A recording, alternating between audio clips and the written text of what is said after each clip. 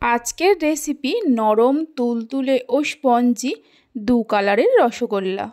বানানো খুবই সহজ, আপনারা যে কেউ সহজেই বানিয়ে নিতে পারবেন। নমস্কার বন্ধুরা, রূপাস কিচেনে সবাইকে স্বাগতম। তাহলে চলুন দেখে নেওয়া যাক। শুরু থেকে শেষ পর্যন্ত দেখার জন্য আপনাদের কাছে অনুরোধ রইল। প্রথমে ছানা কাটিয়ে নেব। এখানে আমি 1.5 লিটার দুধ নিয়েছি। গ্যাসের ফ্লেমটা হাইতে করে দুধটা ফোটা পর্যন্ত অপেক্ষা করব। দুধ ফুটে উঠলেই গ্যাসের ফ্লেমটা বন্ধ করে দিয়ে এইভাবে মিনিট 3-4 রেখে দিয়ে দুধের অতিরিক্ত গরম ভাবটা কমিয়ে নেব। দুধের অতিরিক্ত গরম ভাবটা কমিয়ে নেওয়ার পর 5 চামচ ভিনিগার আর তার মধ্যে অল্প কিছুটা জল দিয়ে দুধের মধ্যে দিয়ে দেব। দেখুন ছানা কেটে গেছে। এবার ছানাটাকে একটা সুতির কাপড়ের মধ্যে ছেঁকে নেব। দুধের অতিরিক্ত গরম ভাবটা কমিয়ে নিয়ে ছানা কাটালে ছানাটা খুব নরম হয়। ছানাটাকে ছেঁকে নেওয়ার পর 2-3 বার জল দিয়ে ছানাটাকে খুব ভালো করে ধুয়ে নিতে হবে, যাতে ভিনিগারের কোনো রকম টক ভাব ছানার মধ্যে না থাকে। ছানাটা ধুয়ে নেওয়ার পর হালকা হাতে চেপে চেপে জল ঝরিয়ে নিতে হবে। খুব চেপে চেপে জল ঝরাতে যাবেন না, তাহলে ছানা শক্ত হতে পারে। ছানা থেকে জল ঝরিয়ে নেওয়ার পর একটা থালার মধ্যে নিয়ে নেব। এবার ছানাটাকে খুব ভালো করে মেখে নিতে হবে। ছানার মধ্যে দিয়ে দেব বাড়িতে যে ছোট চামচ থাকে ওই চামচেরই 1 চামচ ময়দা।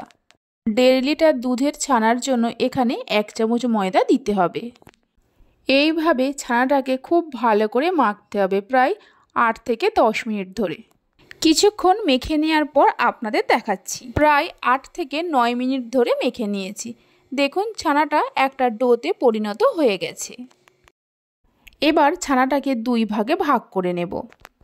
একটা ভাগে অল্প করে হলুদ ফুড কালার দিয়ে দেব। এখানে আমি হলুদ ফুড কালার দিচ্ছি, আপনারা নিজেদের পছন্দ মতো যে কোনো কালার দিতে পারেন। কালারটা ছানার ডোয়ের সঙ্গে মিশিয়ে নিয়ে এইভাবে রেখে দিয়ে চিনি শিরাটা তৈরি করে নেব।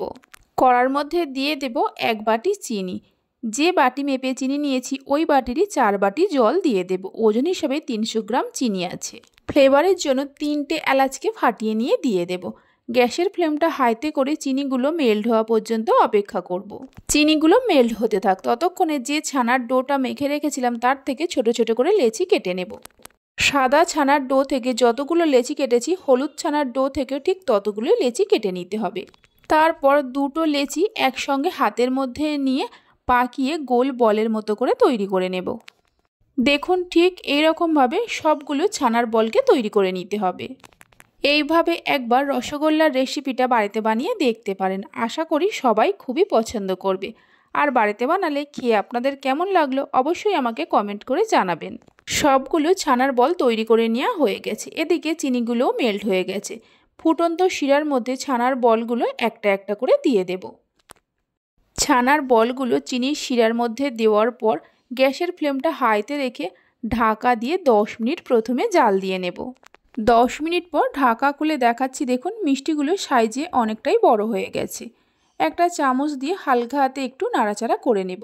তারপর গ্যাসের ফ্লেমটা মিডিয়ামে করে আরও 15 মিনিট জাল দিয়ে নেব। মিষ্টিগুলোকে মোট 20 থেকে 25 মিনিট জাল দিয়ে নিতে হবে। মিডিয়াম ফ্লেমে 15 মিনিট জাল দিয়ে নেওয়ার পর দেখাচ্ছি। দেখুন রসগোল্লাগুলো একদম তৈরি হয়ে গেছে। একটা বাটির মধ্যে রসগোল্লাগুলোকে সার্ভ করে নেব। রসগোল্লাগুলো ঠান্ডা হয়ে যাওয়ার পর আপনাদের দেখাচ্ছি। রসগোল্লাগুলো ঠান্ডা হয়ে গেছে। দেখুন কতটা নরম তুলতুলে আর স্পঞ্জি হয়েছে।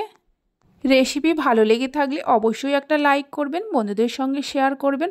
ভালো লাগলে চ্যানেলটি সাবস্ক্রাইব করে পাশে থাকা বেল আইকনটি প্রেস করবেন নতুন রেসিপির আপডেট পাওয়ার জন্য।